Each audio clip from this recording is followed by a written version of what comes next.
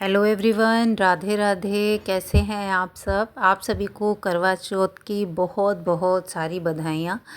तो मैं यहाँ पे कर रही हूँ करवा चौथ की तैयारी। तो यहाँ पे मैंने करवा धुल के सुखा लिए थे, खूब अच्छे से सूख गए हैं। अब इनको मैंने चावल का पीठा बनाया है। चावल को भिगो के पीस लिया है और उसमें थोड़ी सी हल्दी मिक्स कर ली है।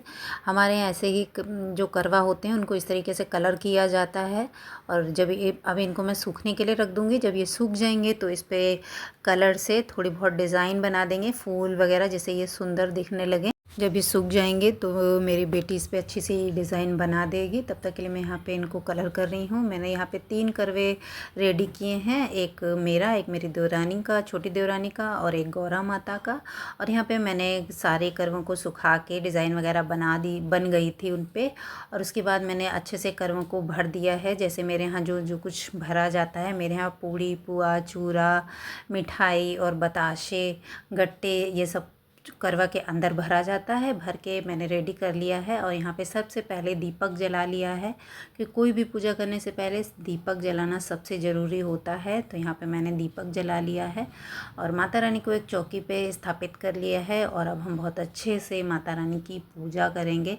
तो यहाँ पे टीका वगैरह लगा दिया। जितने मतलब जो फ़ोटो होती है ना माता रानी के, जो जितने लोग उसमें बने होते हैं, सबको अच्छे से टीका करना होता है। और मैं और मेरी देवरानी, हम दोनों साथ में ही पूजा कर रहे हैं। और बारी बारी से हम दोनों ने पूजा कर ली है। माता रानी को वस्त्र धारण करा दिए हैं, चुन्नी धारण करा दी है, माला धारण करा दी है।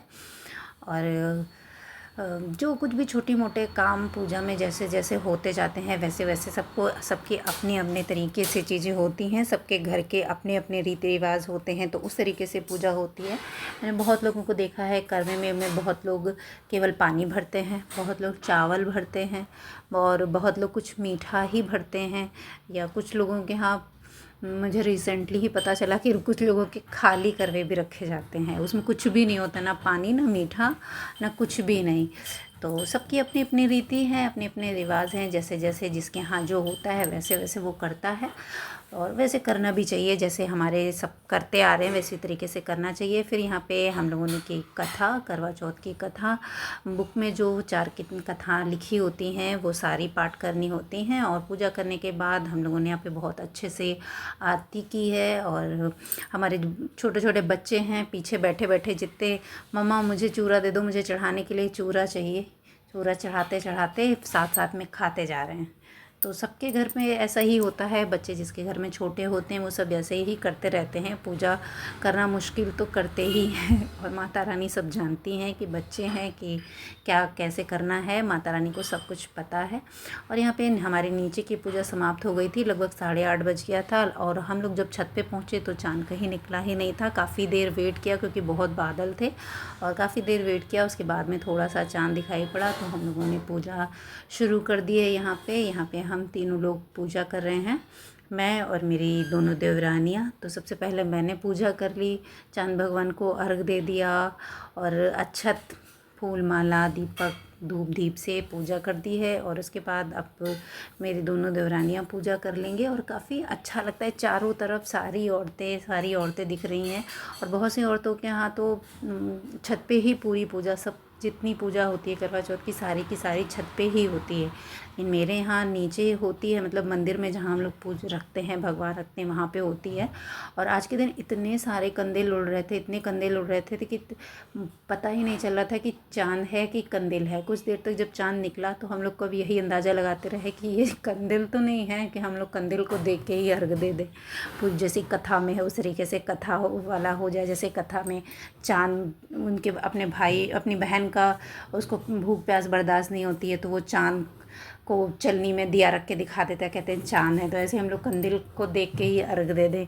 तो हम लोगों ने काफ़ी देर इंतज़ार किया कि अगर कंदील होगा तो वो थोड़ा बहुत इधर उधर उड़ जाएगा, लेकिन फिर देखा तो चाँद था। फिर हम लोगों ने पूजा स्टार्ट की और यहाँ पे बाकी पूजा हो गई थी। उसके बाद में हमारे यहाँ ऐसे लट धुली जाती है और फरे बनाए जाते हैं, चावल के फरे और सोने की अंगूठी वगैरह लेके, और ऐसे लट धुली जाती है। यहाँ पे कुछ कहा जाता है, मेरी सासू माँ कुछ कहती थी, और लेकिन मुझे बिल्कुल भी याद नहीं है कि क्या कहा जाता है। और काफ़ी टाइम हो गया है मम्मी को एक्सपायर हुए, तो अब सब कुछ भूल गई हूँ, जितना याद था उतना मैं करती रहती हूँ। और पूजा वहाँ की होने के बाद हम लोग आ गए नीचे। तो नीचे आने के बाद यहाँ पे मैं बदल रही हूँ करवा गौरा माता से, क्योंकि ये बदला जाता है, लेकिन ये क्यों बदला जाता है ये मुझे नहीं पता है। और कभी कभी मैं अकेले जब हुई ना, तो कभी कभी कोई चीज़ कुछ ना कुछ भूल गई। एक बार मैं करवा बदलना ही भूल गई रात में। फिर मुझे नेक्स्ट डे पता चला कि मतलब याद आया, तो मैंने सुबह उठ के करवा बदला और माता रानी से बहुत माफ़ी मांगी। बहुत डर लगता है ना, जैसे कुछ भूल चूक हो जाती तो काफ़ी डर लगने लगता है। लेकिन फिर माता रानी तो अपने बच्चों को जानती ही हैं कि बच्चे ही हैं, बच्चे भूल नहीं करेंगे तो कौन करेगा। बस क्षमा या प्रार्थना करनी है माँ से, और क्या ही कर सकते हैं जब भूल चूक हो जाती है। अब अकेले होते हैं तो ज़रूर भूल चूक कुछ ना कुछ हो जाती है। अगर दो लोग हैं तो उससे कुछ हमें याद है, कुछ सामने वाले को याद है, तो भूल चूक होने की संभावना कम रहती है।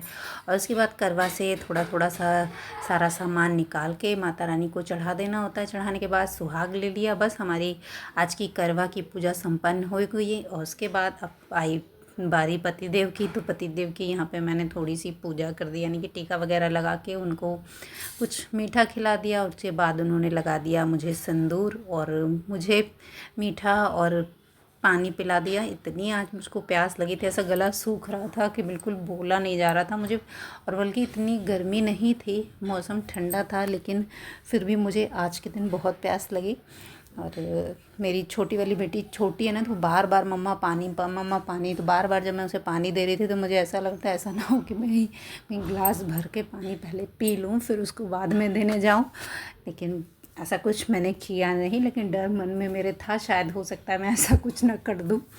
और यहाँ पे ले लिया मैंने आशीर्वाद। और आज के दिन हमारे यहाँ खाली पैर नहीं छुए जाते हैं, मतलब यानी कि कुछ ना कुछ थोड़ी दक्षिणा ज़रूर देनी होती है, अपनी श्रद्धा के अनुसार जितनी आप देना चाहें। जो भी आपके मतलब हस्बैंड या फिर आपके जो बड़े लोग होते हैं जिनके पैर, जैसे सास ससुर जेठानी, इन लोगों के अगर आप पैर छूते हैं तो ज़रूर कुछ ना कुछ रख के ज़रूर दीजिए। और यहाँ पे पतिदेव अपना नाम ढूंढ रहे हैं। जैसे कि मेरे हाथ में नाम लिखा था ना, तो मेरी बिटिया रानी मैंने भी लिखवा रखा था आई लव यू पापा। बोल रही थी मैं भी करवा चौथ का व्रत रखूँगी और पापा के लिए व्रत रखूँगी। मैंने कहा तो तुम्हारे कोई पति हैं? तो कह रही नहीं, मेरे पति तो पापा ही हैं। कहा वो मेरे हैं? तो कह रही नहीं, वो मेरे पति हैं। तो उन्होंने भी अपना नाम लिखवा रखा था कि आई लव पापा। और बस उन्होंने अपना नाम ढूंढा। फिर थोड़ा हम लोगों ने एंजॉय किया, टीवी चल रही थी, मस्त गाने बज रहे थे, तो हम लोगों ने थोड़ा सा डांस किया और खूब अच्छे से एंजॉय किया, फ़ोटो वगैरह खूब खिंचवाई। और आज का दिन बहुत अच्छा बीता। आई होप आप सबका भी दिन बहुत ही बढ़िया तरीके से गुजरा होगा और आप लोगों ने भी खूब एंजॉय किया होगा। तो एक बार फिर से आप लोगों को हैप्पी करवा चौथ। माता रानी आप सबका सुहाग सदा सदा के लिए बनाए रखें और सबको खुश रखें और मुझे भी खुश रखें, ऐसा आशीर्वाद आप लोग दीजिए।